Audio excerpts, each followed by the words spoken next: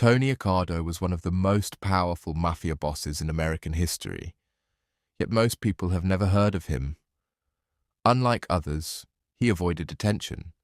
He stayed quiet, and that may be the reason he lasted so long.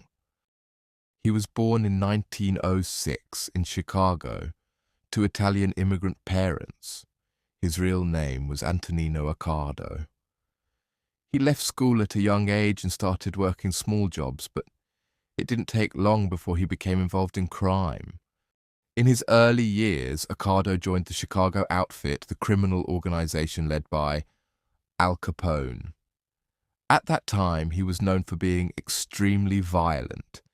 He earned the nickname Joe Batters because of the way he attacked people. After Al Capone was imprisoned, the organization began to change. Accardo adapted quickly.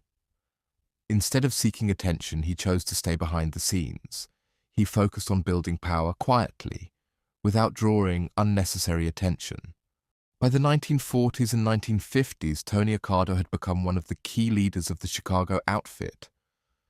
Even when others held official titles, many believed that Accardo was the real power behind the organization.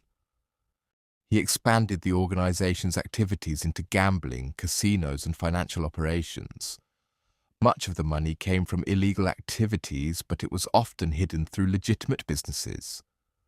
This approach made it harder for law enforcement to build cases against him.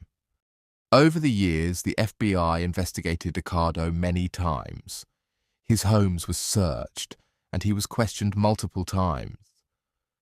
However, he was rarely convicted of serious crimes. There was little direct evidence, and no one close to him was willing to testify. Are you familiar with the so-called organized crime syndicate? No, sir. You have no knowledge of such an organization? No, sir.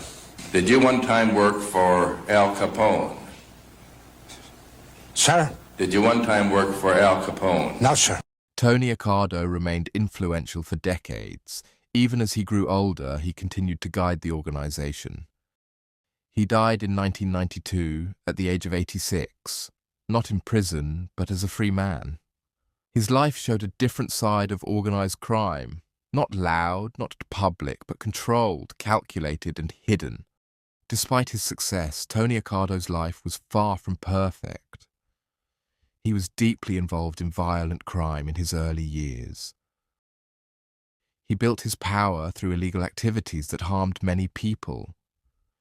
He avoided justice, but that doesn't mean he was innocent. His leadership helped expand organized crime, not reduce it.